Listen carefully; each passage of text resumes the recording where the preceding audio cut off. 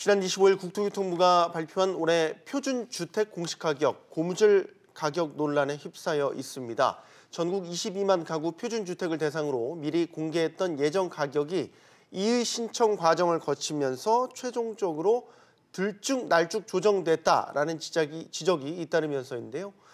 표준주택 소유자들 사이에선 항의하면 깎아주는 거냐, 객관적인 기준이 없다라는 등의 불만이 터져 나오고 있습니다. 네, 한편 단독주택에 이어서 오는 4월에는 아파트 같은 공동주택의 공시가격이 발표됩니다.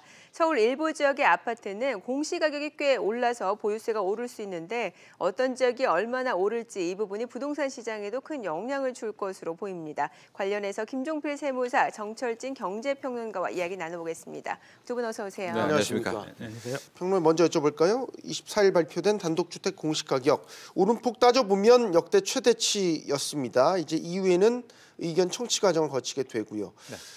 과정 어떻게 보셨습니까? 일단은 예고는 수차례 했었습니다. 네. 그렇기 때문에 아마 이제 단독주택에서도 공시가의 현실화는 이루어질 것이다.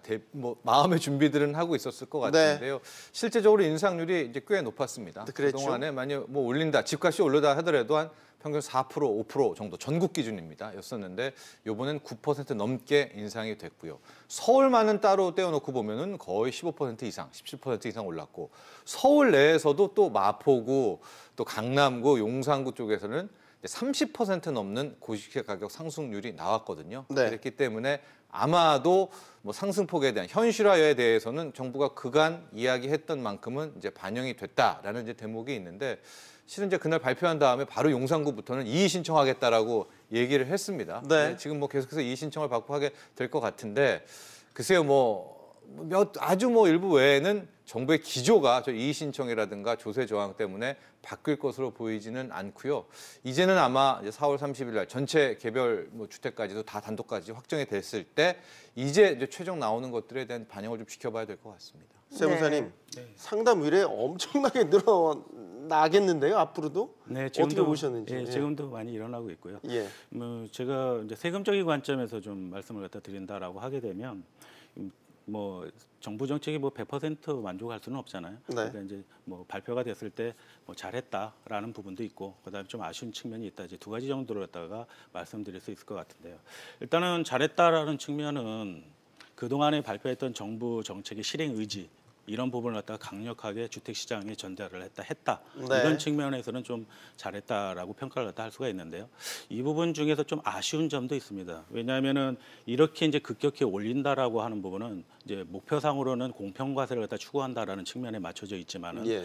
소유자들 입장에서는 공평과세라는 측면보다는 오히려 이거 징벌적 세금 아니냐 이런 측면을 갖다가 생각할 수도 있다라는 것이죠. 네. 그래서 사실 저 개인적으로도 이 부분이 너무 급격하게 올라가면 반발이 있을 그런 부분이 있기 때문에 한 두세 단계를 갖다 거쳐서 올리지 않을까 이런 생각을 갖다 했었는데 이렇게 급격하게 올려가지고 사실은 상당히 놀랐습니다. 네, 정부가 초고가 주택의 공시가 원하는 유지를 했습니다. 이거 사실상 타겟 인상을 고수한 거 아닙니까?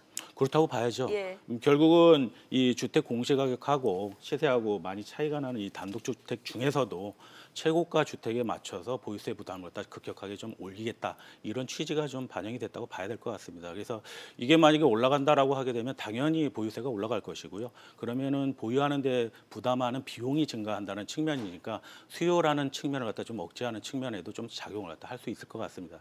결국은 초고가 주택이 많이 존재하는 그런 지역들이 타겟이 됐다 이렇게 볼 수도 있겠죠. 네, 앞서 잠깐 짚어봤지만 평론가님, 네. 이 표준 단독주택 공시가격에 대한 의견 청취 건수가 다른 때보다 많았다. 네. 이게 뭘 의미하는 겁니까? 아마도 이제 불만들이 많이 있고요. 그렇겠죠. 특히 이제 단독주택 같은 경우에는 이제 사시는 분들 인터뷰를 좀 해보면은 아파트와 좀 다르게 네. 환금성이라고 표현해야 될까요? 그러니까 매매 용이성이 그렇게 크지가 않습니다. 그래서 항상 시세라는 것들을 이제 사시는 분들은 이게 부정확하다는 얘기를 많이 해요. 그러니까 네. 아파트가 10억의 시세면 거의 10억에 팔리지만 단독주택은 그런 측면이 적다. 그런데 이렇게 너무나 현실화율을 빠르게 끌어올리면 어떻게 하느냐. 이제 이런 불만이 있지만 아마 여기에 대해서 정부는 거의 움직이지 않는 그런 모습이고 또 하나 이제 많이 나오는 것들이 이제 공시가격, 이 주택 공시가격이라는 게 결국은 단순히 보유세, 재산세라든가 종부세 외에도 거의 이런저런 복지수당까지 합치면은 40개,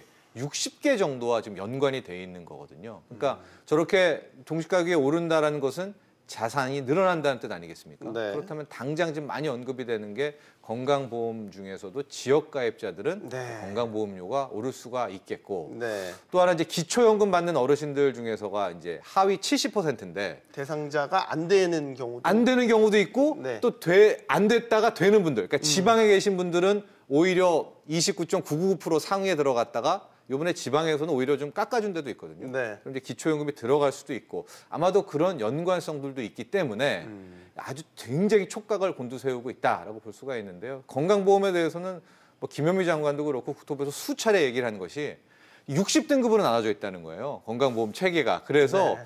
저렇게 가지고 막 갑자기 건강보험이 폭탄되는 경우는 없다. 이렇게 얘기는 하고 있지만 예. 이제 당사자분들, 해당이 되는 분들은 분명히 불만이 있을 겁니다.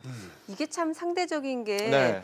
뭐 어떤 분들은 조정이 됐지만 그래도 너무 올랐다라는 분들이 분명히 있고 또 시민단체에서는 공시가격 현실화율이 여전히 낮다라고 지적을 하고 있지 않습니까? 그렇죠. 나오자마자 시민단체는 굉장히 불만을 예. 표현을 해서 거의 아파트, 공동주택 수준으로 끌어올려야 된다. 그러니까 지금 끌어올렸지만 전국 평균으로는 이 단독주택입니다. 이 시세 대비 반영률이 53% 정도거든요. 그런데 아파트는 이미 한 68%, 70%에 육박하니까 더 끌어올려야 된다라는 게 시민단체의 얘기고 당국에서는 이거 절대 세금 폭탄 아니다. 여기에 해당되는 사람은 2%. 그러니까 한 400만 채라고 따지면은 전국의 이 단독주택이 여기에 한 2%, 한 8만 가구 정도가 그나마 좀 큰 세금의 인상폭이 있겠다라고 이제 얘기를 하고 그러나 이제 여기 2%에 해당하는 분들은 그럼 우리는 여기 왜 해당하는 거냐. 이게 좀 더 그러니까 또 불만을 표시를 하시고 그러니까 각각의 보는 시각들이 좀 다른 것 같아요. 어떤 프리즘으로 보느냐에 따라서. 네. 벌집을 쓰신 거라고 얘기하잖아요. 예. 자, 그러면 현재 상황에서 만약에 그 참여연대 주장대로 이 공시가격 시세 반영률을 80%에서 90% 수준까지 끌어올린다라고 하면은 부동산 시장에 미치는 영향도 상당할 것 같거든요. 네, 당연히 보유세 부분이 늘어나겠죠. 그렇다고 한다면은 주택을 갖다가 소유하려고 하는 그런 사람들 입장에서는 비용으로 인식하게 될 거고요. 네. 그러면 당연히 그 수요하고자 하는 욕구를 갖다가 조금 떨어뜨리는 그런 긍정적인 측면은 있을 수가 있습니다. 그렇지만은 이상과 현실은 좀 구분을 갖다 해야 되겠죠. 왜냐하면 그 표준주택이라고 하는 부분을 갖다가 기반으로 해서 개별 단독주택에 대한 가격을 갖다 새로 또 설정을 다 하게 되는데 그 표준주택들이 얼마나 개별주택주를 갖다 대변할 수가 있느냐 그 부분도 좀 생각을 갖다 해봐야 될 것 같습니다. 그래서 그 반영하는 시기에 대한 차이가 있고요. 예, 그러다 보니까 이제 어느 정도 숨쉴 공간은 좀 줘야 되지 않을까. 그래서 거의 뭐 턱 밑까지 올리는 그런 부분은 좀 부담스러울 것 같고 어느 정도 선에서 좀 조정을 갖다 해가면서 단계적으로 올리는 그런 방식으로 가는 게 더 좋지 않을까 생각을 합니다. 이게 완충지대 역할을 한다는 뭐 이제 그런 주장을 하는 전문가들도 있기 때문에 저희가 또 진실과 오해를 좀 짚어봐야 될 부분이 세무사님 먼저 좀 항의하면 그러면 올린 거 다시 깎아줍니까? 어떻습니까? 무조건 다 깎아주지는 않죠. 결국은 네. 이제 정상적으로 다시 한번 그 여러 가지 요소들을 갖다가 생각을 해보고 예. 그 다음에 이제 그게 타당하다라고 하게 되면 깎아주는 것이지 무조건 주장한다고 해서 그걸 깎아주지는 않습니다. 그런데 예. 타당하다고 보는 기준 자체도 정말 100% 객관적이냐? 네. 그렇죠. 말 그대로 나 죽겠다 못 살겠다 하고 진짜 정말 소위 막말로 배째라라고 나온다면 그러니까 이제 조세 저항인데요. 조세 저항도 거기에 포함되죠. 네, 그게 이제 네. 일종의 큰 틀에서 조세 저항인데 아까 세무사님도 얘기했지만 이제 단독주택 같은 경우에는 표준 단독주택과 실제 내 집이 차이가 있을 수가 있거든요. 그러니까 내 집은 저 집과보다 훨씬 안 좋은데 왜 내가 저 표준 단독주택의 공시가격에 맞아야 되느냐라고 이제 그런 이의 신청들이 많이 나올 수가 분명히 있습니다. 네. 그래서 지금 계속해서 정부는 세금 폭탄 아니고 이제 2% 정도만 세금 부담이 커진다. 뭐 이렇게 계속 얘기는 하고 있지만 제가 보기에 그 한 2% 전국에 8만 가구 정도로 되겠죠. 그분들 중에서는 이번에 이 신청 기간에 강력한 저항은 분명히 나올 수가 있을 것 같아요. 예. 이분들은 꽤 이제 뭐 100만 원 단위로 올라가니까요. 네. 그런 것들은 아마 당국에서도 여러 가지의 대비책을 함께 세워놔야 될 것 같습니다. 자, 이제 시장의 관심은 오는 4월에 발표될 이제 아파트 같은 공동주택 공시가격 발표입니다. 어떻게 보십니까? 단독주택과 마찬가지로 오름폭이 상당 부분 커질 거라고 좀 예상을 하십니까? 뭐 단독주택 같은 경우에는 그 현실화율 자체가 한 51.8% 정도였었고요. 네. 그다음에 공동주택 같은 경우에는 한 68.1% 정도로 차이가 났었죠. 네. 그래서 단독주택 가격 같은 경우에는 당연히 현실화율을 갖다가 좀 더 높이는 쪽에 맞춰주는 그 부분이 맞다라고 생각을 하는데 공동주택 같은 경우는 이미 현실화율이 많이 반영이 돼 있기 때문에 요 개별 단독주택처럼 그렇게 많은 폭이 되지는 않을 것으로 보입니다. 다만 가격적으로 급등한 지역들이 있죠. 그 지역들 같은 경우에는 기존에 공시됐던 가격하고 시세 부분하고 많은 괴리가 생겼기 때문에 그런 지역들은 전년도에 비해서 많은 오름이 있을 것으로 그렇게 예상이 됩니다. 어떤 분들은 단독주택은 시작에 불과하다. 공동주택 인상률이 발표가 되면 아마 매우 시끄러울 거다 이런 얘기들을 서슴지 않고 하시는 분들 많이 있거든요. 벌써 좀 시뮬레이션 보니까 강남 쪽에 고가 아파트 같은 경우에는 저도 놀랄 정도인 네. 것 같아요. 제가 특정 아파트를 말씀드려서 그런데 네. 시세는 말씀드리진 못하겠는데 한 23억 정도의 시세인데 현재 한 13억 4천? 그러니까 14억 정도에 반영이 돼 있더라고요. 네. 그럼 이제 이게 공시가 되면 거의 19억대까지는 아마 이번에 4월 초에 공시가격 상승이 나오게 될 텐데요.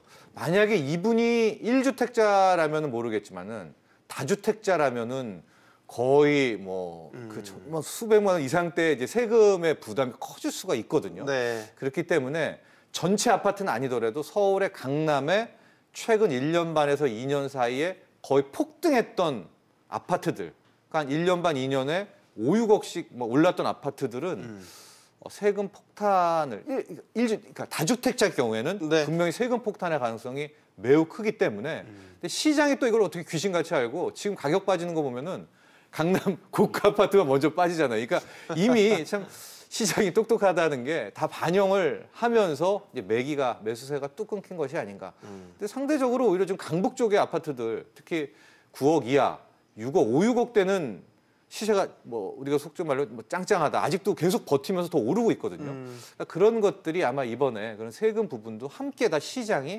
반영하고 있지 않느냐 이렇게 보고 있습니다. 지금 앞서서 그러니까 1주택자 말고 다주택자들의 고민이 깊어질 수밖에 없을 거다라는 말씀을 주셨잖아요. 네.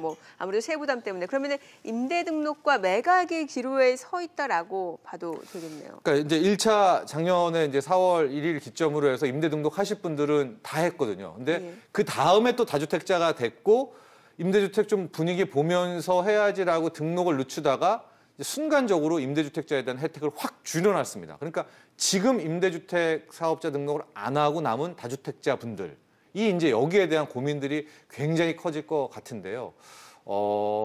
저는 일단은 5월이 굉장히 중요한 기로의 변곡 시기다 이렇게 보고 있습니다. 네. 우리가 말하는 6월 1일이 재산세 확정일이거든요. 예. 그러니까 6월 1일 기준으로 과연 누구 이름으로 이 부동산 등기부등본에 이름이 돼 있냐에 따라서 그 사람이 세금 부담을 내야 되기 때문에 던지려면은 5월에 이제 던져야 되는 그런 상황이거든요. 제가 보기에 못 버티는 다주택자 같은 경우에는 좀 차익 실현이 된 아파트부터 좀 급매물을 던질 가능성도 있어는 보이는데 지금 문제는 대출 규제가 크기 때문에 내놔도 안 팔리잖아요. 네, 내놔도 안 팔리는 거예요. 그러니까 이게 팔까요, 안 팔까요? 팔고 싶죠. 근데 물량이 안 팔려서 그냥 안 팔리게 되는 이렇게 될 게 뻔하다. 저는 이렇게 보고 있습니다. 그 임대소득 2천만 원 이하에 대해서도 분리과세 14%. 네. 이거 설명 좀 해주세요. 이게 어떤 영향을 미치게 되는 건지. 주택임대 수익 같은 경우에는 이제 2018년까지만 하더라도 네. 2천만 원 이하면 세금을 갖다 한 푼도 안 냈습니다. 네. 근데 이제 2019년서부터 이 부분에 대해서 이제 그 분리과세로 해서 세금을 갖다 이제 과세하겠다라는 것이죠. 그래서 소득이 있는 곳에 과세를 갖다 하는 거니까 이건 공평과세에 합당한 방식이라고 생각이 되고요. 다만은 이제 이게 이제 사각지대에 사실은 이제 놓여 있었던 부분이거든요. 그래서 그 주택 임대는 해도 세금을 갖다 안 내도 된다 이제 이런 부분이었었는데 앞으로는 이제 이러한 과세하는 이제 신호탄이 될 것으로 그렇게 예상이 되고요. 다만 이제 이 부분을 갖다 국세청이 얼마나 뒷받침을 할 거냐 이제 그 부분이 남아 있어요. 그래서 확정일자 받은 임대차 계약서는 이제 수집이 되고 있거든요. 그래서 그 부분은 과세 자료로서 충분히 활용할 수 있고요. 다만 이제 확정일자를 갖다 받지 않은 임대차 계약서들 이런 네. 부분들은 이제 파악하기가 어렵습니다. 그래서 국세청이 얼마나 이런 자료들을 갖다 잘 활용하고 얼마나 다 적발하느냐 그런 부분에 따라서 이런 부분들을 갖다가 갖고 있는 소유자들이 이제 비용으로 인식하기 시작할 것이냐, 이 부분이 달라질 것으로 예상이 됩니다. 예. 네.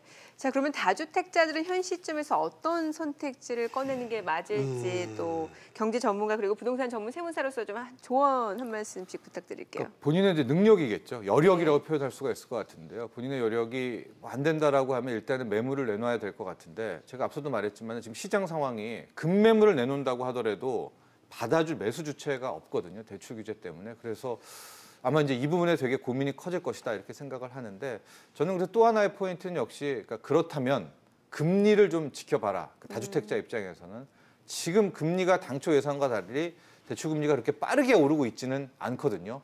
그래서 그렇다면 뭐 이번 한 차례 세금 부담을 한다라고 치고 한 6개월에서 1년 사이에 매각 계획을 세워서 좀 더 급하게가 아니라 뭐 순차적으로라도 하는 전략을 짜보면 어떨까 이제 이런 생각을 하고 있고요.